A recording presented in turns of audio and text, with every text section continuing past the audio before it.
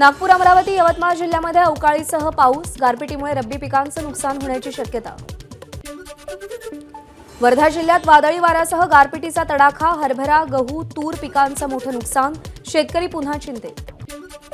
वर्ध्याच्या देवळी तालुक्यातील 25 तालुक्यांमध्ये अवकाळी पावसाचा कहर, गारपिटीचा तडाखा, पिकांचं मोठं नुकसान। भंडारा जिल्ह्यात अवकाळी पावसासह 300 ग्रॅम वजनाची गारपीट, शेतपिकांचं मोठं नुकसान, टोमॅटो, वांगी पिकं गारपिटीमुळे अक्षरशः जमीनदोस्त, काही कौलारू घरांनाही फटका।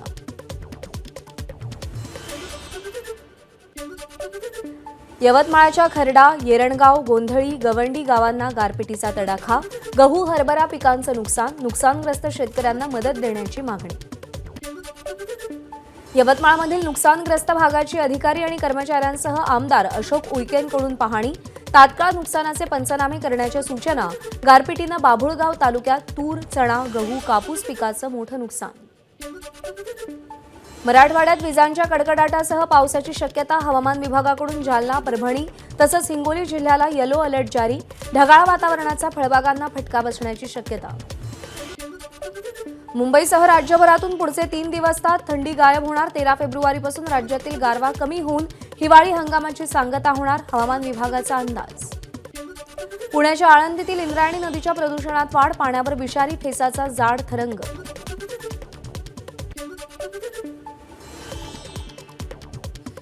गुरुवारी आणि शुक्रवारी आळंदीतील इंद्रायणी नदीतील प्रदूषणात वाढ झाल्याची तक्रार, त्यावर तात्काळ कारवाई करणार उपमुख्यमंत्री देवेंद्र फडणवीसांची ग्वाही।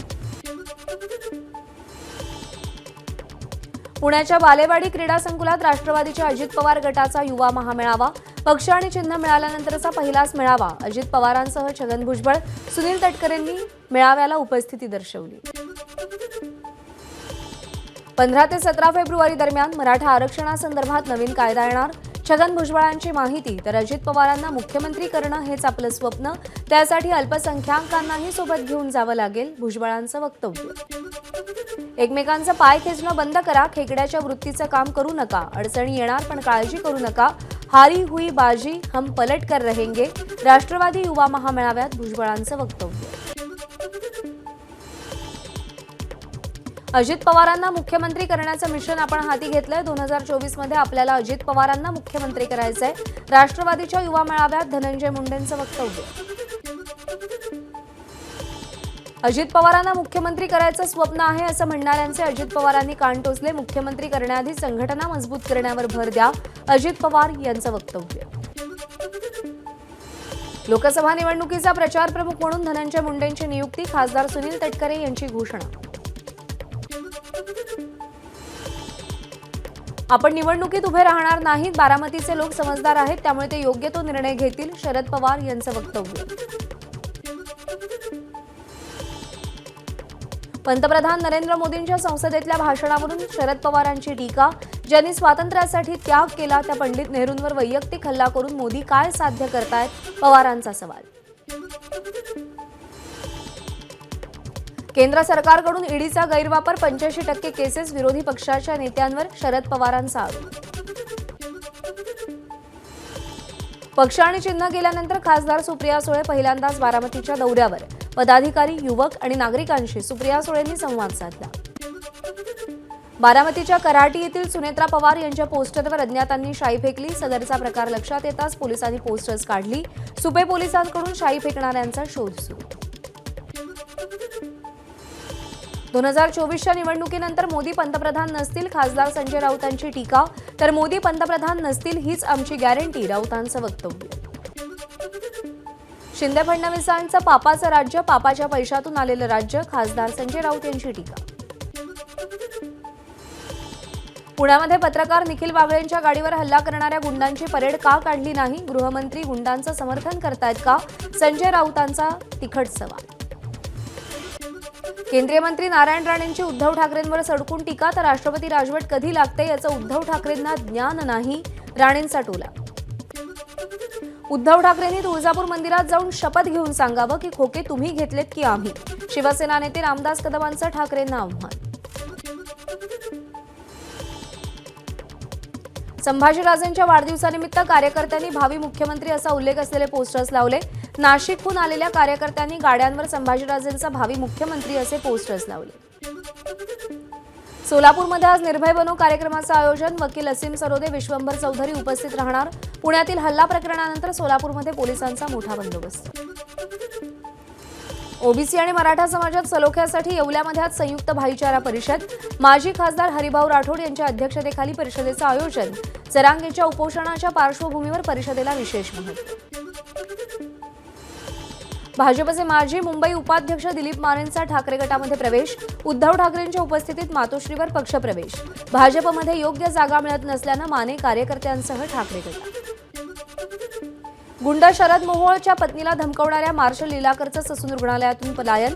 प्रकृती ठीक नसल्यानं 2 दिवस आधी जेलमधून रुग्णालयामध्ये दाखल करण्यात आलं होतं. सोशल मीडियावरून मोहोळच्या पत्नीला तो धमक्या देत होता. गुन्हा रद्द करण्यासाठी IRS अधिकारी समीर वानखेडे उच्च न्यायालयात. आर्यन खान ड्रग्ज प्रकरणामध्ये वानखेडेंविरोधात ईडीकडून गुन्हा दाखल. मनोज जरांगे यांच्या उपोषणाचा आज दुसरा दिवस. सरकारनं काढलेल्या अध्यादेशाचा मराठा समाजाला फायदा होत नाही, तोपर्यंत आंदोलन सुरू राहणार, जरांगेंचा इशारा.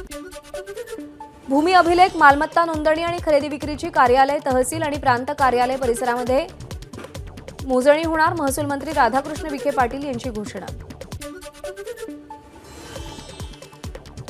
मुंबई उच्च न्यायालयाच्या वैयक्तिक सहाय्यक पदाचा पेपर फुटल्याचा आरोप. पेपरमधील काही मजकूर टेलिग्रामवर व्हायरल. व्हॉट्सअप आणि टेलिग्राम ग्रुपच्या ॲडमिन विरोधात छत्रपती संभाजीनगरच्या सायबर पोलीस ठाण्यात गुन्हा दाखल. मुंबई महापालिकेच्या राखीव निधीच्या वापरामध्ये वाढ. सागरी किनारा मार्ग, वर्सोवा दहिसर जोड रस्ता, गोरेगाव मुलुंड जोड रस्ता, सांडपाणी पुनर्प्रक्रिया प्रकल्पांसाठी राखीव निधी काढण्यात येणार. मुंबईतील प्रदूषण रोखण्यासाठी पालिकेकडून कठोर उपाययोजनांना सुरुवात. रस्ते काँक्रिटीकरणामध्ये धूळ प्रदूषण झाल्यास कंत्राटदारासह रस्ते विभागावर दंडासह कठोर कारवाई केली जाणार. आज मध्य आणि पश्चिम रेल्वेवर मेगा ब्लॉक. माटुंगा ते ठाणे अप आणि डाऊन धीम्या मार्गावर ब्लॉक, तर सांताक्रूज ते गोरेगाव अप आणि डाऊन जलद मार्गावर ब्लॉक. मुंबईतील मध्य रेल्वेच्या लोकमान्य टिळक टर्मिनसवर 11 फेब्रुवारी ते 18 फेब्रुवारी दरम्यान मध्यरात्रकालीन ट्रॅफिक आणि पॉवर ब्लॉक. LTT स्थानकातून सुटणाऱ्या आणि येणाऱ्या मेल एक्सप्रेस गाड्यांच्या वेळामध्ये बदल. पुणे लोणावळा लोकल मार्गावर आज मेगा ब्लॉक. तांत्रिक दुरुस्तीच्या आणि देखभालीच्या कामासाठी मेगा ब्लॉक. 14 लोकल रद्द. Nashik Pune semi high speed railway मार्ग आता व्हाया शिर्डी असा होणार. सध्याच्या मार्गामध्ये अनेक बोगदे तयार करावे लागणार असल्यानं मार्ग बदलण्याचा रेल्वे मंत्रालयाचा निर्णय. मार्ग बदलला तरी नाशिक पुणे अंतर 2 तासात गाठता येणार. पुण्यातील आळंदीमध्ये गोविंदगिरी महाराज यांच्याकडून गीतभक्ती महोत्सवाचं आयोजन. उत्तर प्रदेशचे मुख्यमंत्री योगी आदित्यनाथ यांची उपस्थिती. म्हाडा कोकण मंडळाच्या सोडतीला अखेर मुहूर्त मिळाला. 5311 घरांसाठी 24 फेब्रुवारीला सोडत. मुख्यमंत्री शिंदे यांच्या उपस्थितीमध्ये सोडत. नागपूरमधून 1700 रामभक्तांना घेऊन विशेष रेल्वे सकाळी 9 वाजता अयोध्येच्या दिशेनं रवाना. भाजपचे प्रदेशाध्यक्ष चंद्रशेखर बावनकुळेंनी रेल्वेला हिरवा झेंडा दाखवला. नागपूरमध्ये हत्येची मालिका सुरू. फेब्रुवारी महिन्यामध्ये आतापर्यंत 7 जणांची हत्या. उपराजधानीतील कायदा आणि सुव्यवस्थेचा प्रश्न ऐरणीवर. बुलढाणा जिल्ह्यातील नांदुरा ते मलकापूर मार्गावरती खासगी बसमधून 60 लाख रुपये असलेली बॅग लंपास. महामार्गावर एका हॉटेलवर बस थांबली असतानाची घटना. 3 चोरटे सीसीटीव्हीत कैद. यवतमाळमध्ये गाव चलो अभियानानिमित्त आलेले माजी केंद्रीय मंत्री हंसराज अहिर यांच्यासमोर शेतकऱ्यांनी रोष व्यक्त केला. कापूस सोयाबीनला कवडीमोल भाव तर कर्जमाफी आणि पीक विम्याचा लाभ मिळत नसल्याबाबत नाराजी व्यक्त केली. बिहारमध्ये उद्या नितीश कुमार सरकारची बहुमत चाचणी. आरजेडीच्या आमदारांचा मुक्काम. माजी उपमुख्यमंत्री तेजस्वी यादव यांच्या निवासस्थानी तर जेडीयूकडून आमदारांना व्हीप जारी. कार निर्माता कंपनी कियाकडून 2025 कार्निवल हायब्रिड सादर. लवकरच किया बाजारपेठेमध्ये नवीन जनरेशन कार्निवल लॉन्च करणार. दक्षिण आफ्रिका T20 लीगचं सनरायझर्स ईस्टर्न केपनं विजेतेपद पटकावलं. डर्बन सुपर जायंट्सचा 89 धावांनी पराभव. संघाची मालकीण काव्या मारेनकडून विजयानंतर आनंद व्यक्त.